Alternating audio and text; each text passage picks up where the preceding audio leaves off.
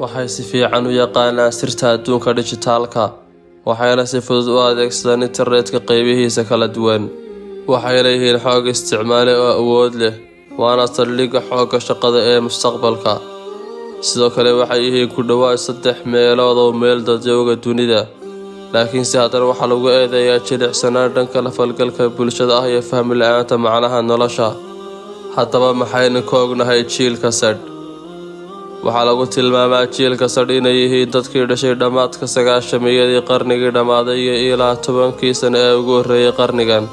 Si ka faahfaahsanna waa sanadkii 1997 ilaa 2012. balse su-aashu waxa weeye maxaa ka soocaya jiilkan kuwii ka horreeyay? intaynaanse muuqaalkayna bilaabin, fadlan haddaad nagu cusub tahay ha ilaawi inaad channelka subscribe tidhaahdo, muuqaalkana like garayso. jiilkani ma noolaan karo tiknoolajiyad la'aan, maxaa yeelay wuxuu ku dhashay kuna soo barbaaray dunida dhijitaal ah, halkaas oo ay tiknoolajiyadu ay noqotay qayb laga maarmaan ah oo noloshiisa ka mid ah, taasoo aanu awoodin inuu ka maarmo. jiilkani waa mid xariif ku ah arrimaha tiknoolajiyadda, aadna u yaqaan, saameyn badanna ku leh baraha bulshada. sida uu leeyahay Adrian Bridgewater, jiilka Z ma kala soocaan noloshooda dabiiciga ah iyo noloshooda dhijitaalka ah.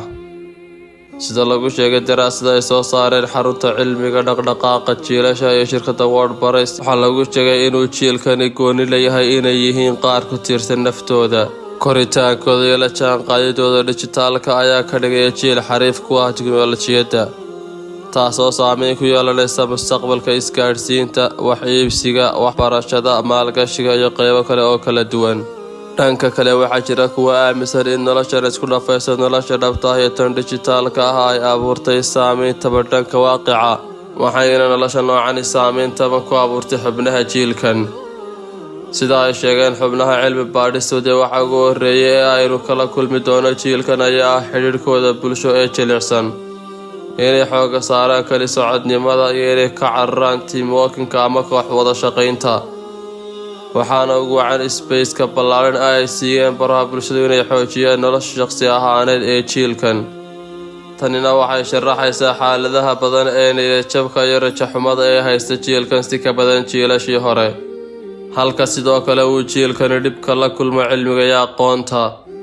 sida uu leeyahay Fabio Torlini, jiilka Z markii uu barbaaray waxa uu noqday mid aad ugu xeel dheer wixii la xidhiidha tiknoolajiyadda marka loo eego dhanka waxbarashada, iyadoo jiilkani u adeegsado baraha bulshada inuu lacag ama faa'iido ka sameeyo.